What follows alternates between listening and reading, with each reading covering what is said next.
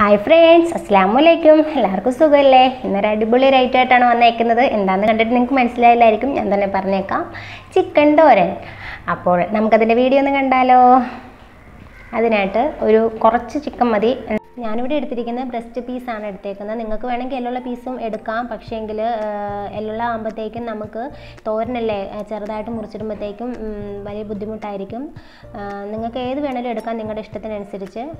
ഇതുപോലത്തെ പീസ് ആകുമ്പോഴത്തേക്കും എളുപ്പമുണ്ട്, മുറിക്കാനും എല്ലാത്തിനും എളുപ്പമുണ്ട്. നമുക്കത് ചെറിയ ചെറിയ പീസുകളായിട്ട് മുറിച്ചിടാം.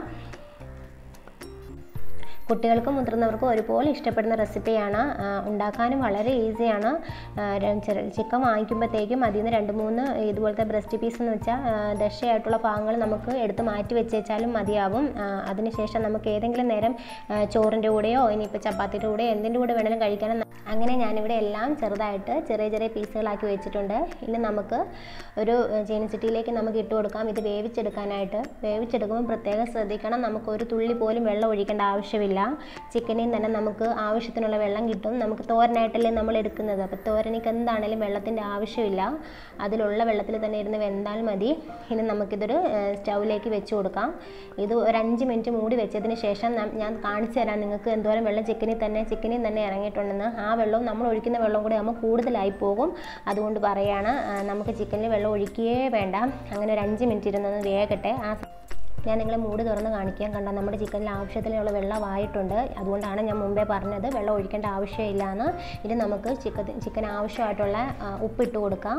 ഇനി ഇതിൻ്റെ കൂടെ തന്നെ നമുക്ക് മഞ്ഞൾപ്പൊടി ഇട്ട് കൊടുക്കാം. 1/2 ടേബിൾ സ്പൂണാണ് മഞ്ഞൾപ്പൊടി ഞാനിവിടെ ഇട്ടേക്കുന്നത്.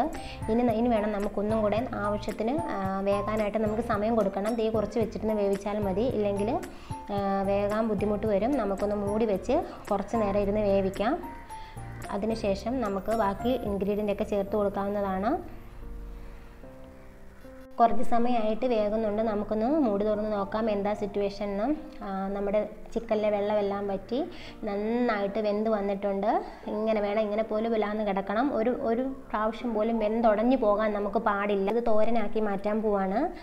അതിന് വേറൊരു പാൻ അടുപ്പത്തേക്ക് വെച്ച് കൊടുക്കുകയാണ്.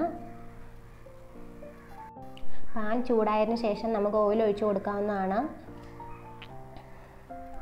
ഓയിൽ ചൂടായതിനു ശേഷം നമുക്ക് കടുക് ഇട്ട് പൊട്ടിച്ച് കൊടുക്കാം.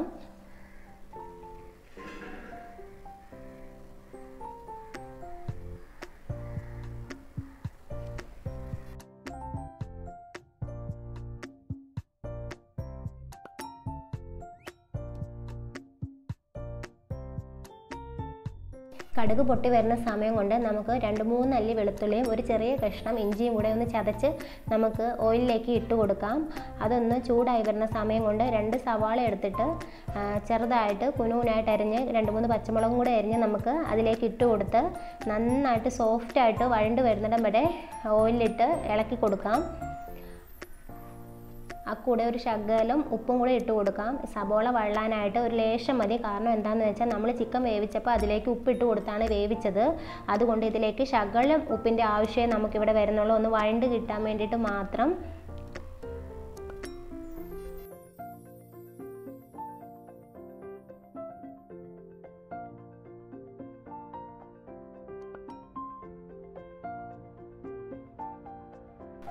ഇനിയാണ് ഇതിൻ്റെ മെയിൻ ആയിട്ടുള്ള ഐറ്റംസ് ചേർക്കാൻ പോകുന്നത്. വറ്റൽമുളകാണ്. വറ്റൽമുളക് ഒരു 5-6 എടുത്തിട്ട് ഞാൻ മിക്സിയുടെ ചെറിയ ജാറിലിട്ട് പൊടിച്ച് വെച്ചിട്ടുണ്ട്. അത് നമുക്കിതിലേക്ക് എല്ലാം ഒന്ന് ഇട്ട് കൊടുക്കാം. 5-6 തന്നെ വേണം, നന്ന എരിവിന്. പിന്നെ കറിവേപ്പിലയും കൂടെ ഇട്ട് കൊടുക്കാം. എന്നിട്ട് നമുക്ക് എല്ലാം കൂടി ഒന്ന് കൂട്ടി യോജിപ്പിച്ചെടുക്കാം. ഇളക്കി സബോളയെല്ലാം നന്നായിട്ട് വഴണ്ട് വന്ന സമയമാണ്. സബോള വഴണ്ട സമയത്ത് മാത്രമേ ഉള്ളൂ നമുക്കത് ഇട്ട് കൊടുക്കാൻ, ലാസ്റ്റായിട്ടേ ഉള്ളൂ ഇട്ട് കൊടുക്കാൻ പറ്റത്തുള്ളൂ. ഇങ്ങനെ നമുക്ക് ഇളക്കി യോജിപ്പിക്കാവുന്നതാണ്. ഈ സമയം നല്ല അടിപൊളി മണമാണ് വരുന്നത്. സബോളയുടെയും ആ എണ്ണയുടെയും ആ കറിവേപ്പിലയുടെയും എല്ലാം കൂടെ അടിപൊളി ടേസ്റ്റാണ്. ഈ സമയത്തേക്ക് ഞാൻ ചിരകി വെച്ചിരിക്കുന്ന തേങ്ങ ഒരു 3.5 ടേബിൾ സ്പൂൺ തേങ്ങ ഇട്ട് കൊടുക്കുകയാണ്. ഒരു കുഞ്ഞു കപ്പിൽ ചെറുത് മതി, ചെറിയ സ്പൂൺ അളവിലാണ് ഞാൻ ഇടുന്നത്. തേങ്ങയുടെ ഒരുപാട് ടേസ്റ്റ് നമുക്ക് മുന്നിൽ നിൽക്കേണ്ട ആവശ്യമില്ല. ഏറ്റവും കൂടുതൽ പൊങ്ങി നിൽക്കേണ്ട ടേസ്റ്റ് എന്ന് പറഞ്ഞാൽ ചിക്കൻ്റെ തന്നെയാണ്. അതുകൊണ്ടാണ് ഞാൻ കുറച്ച് തേങ്ങ ചിരവിയത് ചേർക്കുന്നത്. നിങ്ങളും എല്ലാവരും അത്രയും തന്നെ ചേർത്താൽ മതി. ഒരുപാട് തേങ്ങയാണ് മുന്നിൽ നിൽക്കുന്നതെങ്കിൽ ചിക്കൻ്റെ ടേസ്റ്റ് നമുക്ക് അറിയാതെ പോകും. അതുകൊണ്ടാണ് ഇത്ര കാര്യമായിട്ട് പറയുന്നത്.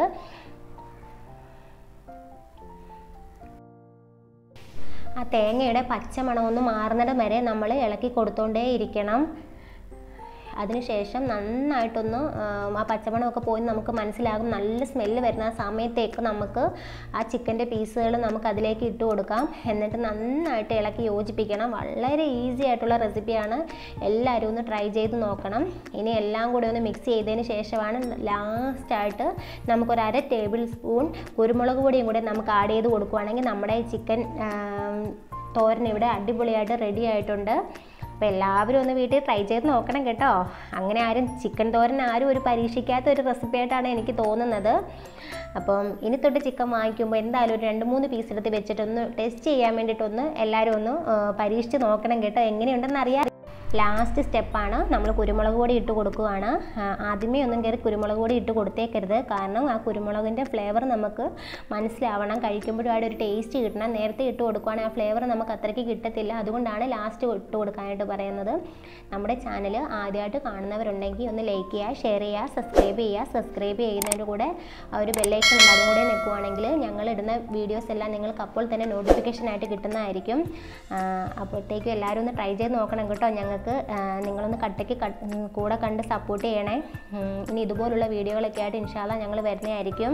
അപ്പോൾ ഞങ്ങൾക്ക് ഇതുവരെ സപ്പോർട്ട് ചെയ്ത എല്ലാവരോടും ഞങ്ങൾ നന്ദി അറിയിക്കുന്നു. Thanks for watching dears.